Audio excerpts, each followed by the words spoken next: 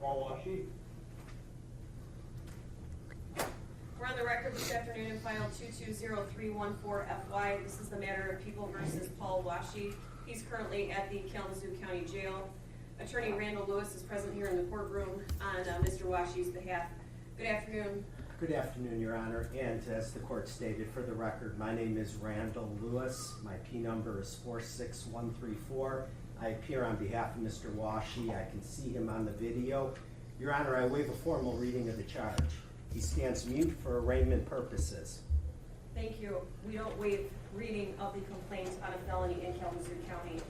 It is alleged that on December 5th, 2021, in the city and county of Kalamazoo, state of Michigan, that you did engage in sexual penetration, to wit, penis to genital opening, with using force or coercion to accomplish the sexual penetration. That is a felony. It carries with it a maximum possible penalty of up to 15 years in prison, mandatory testing, and DNA to be taken upon arrest.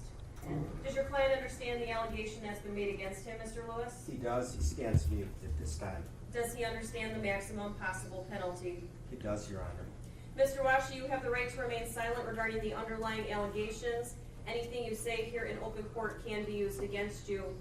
You have the right to have an attorney represent you at all future court hearings. Mr. Lewis filed an appearance with the court at the time that this file was sent to the courtroom. You have the statutory right to a probable cause conference within the next 7 to 14 days and a preliminary examination within 5 to 7 days thereafter.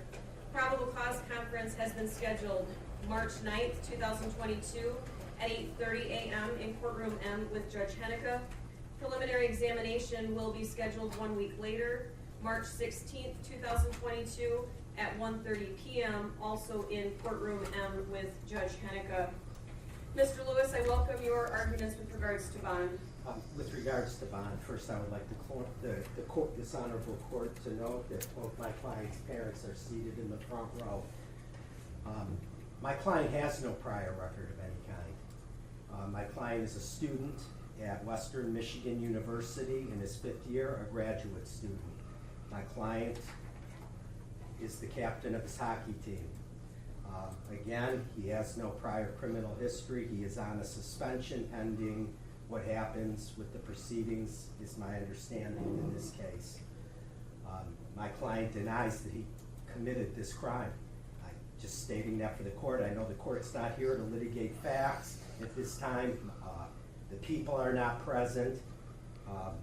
Again, he's not a flight risk. This alleged incident occurred in December. I've been in contact with the detective over a month. As soon as I was notified there was a warrant, I was told to arrange to turn him in. We did it within 24 hours from the time that I found out. So again, I would ask the court to consider a low bond in this case. He is not a danger to the community. He is not a flight risk.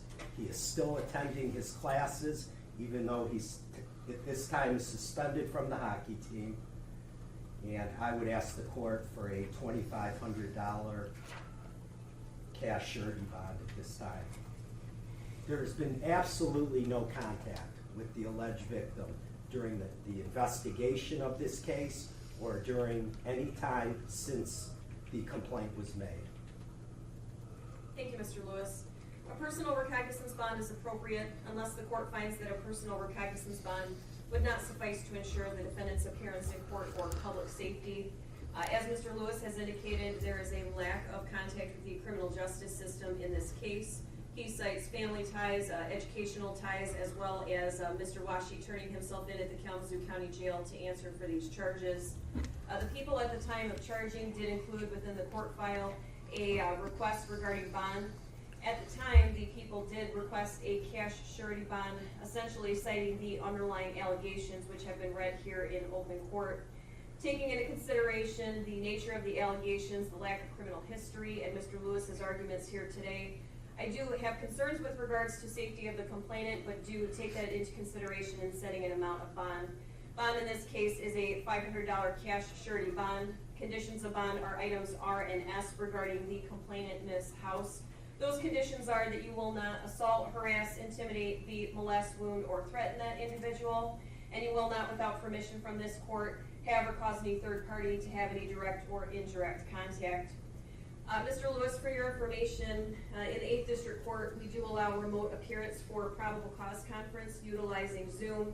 Judge Hennick's Zoom information can be found on the court's website. And then certainly once you and the prosecutor discuss the necessity for a preliminary examination, Judge Hennick's staff can discuss with you arrangements for that. Mr. Lewis, anything else we need to address this afternoon? One quick question. Can my client be with me at my office when we report, when we do Yes. the Zoom? Yes. Okay, great. The remote appearance is for both defendants, prosecutors, and defense attorneys.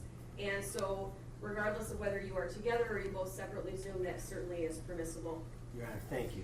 You're welcome. I do believe, Mr. Washe, that you'll still need to have fingerprints taken with the Sheriff's Department. So item U will be added, which is fingerprinting prior to release. I just wanted to get the file since I know you traveled from Southfield so that you can try to make your way on I-94 with the very large potholes. Mr. Washe, continue to follow your attorney's advice. You'll get a copy of your bond paperwork as well as your notice to appear in just a moment. Thank you, sir. Thank you, Mr. Lewis. Thank you, Your Honor.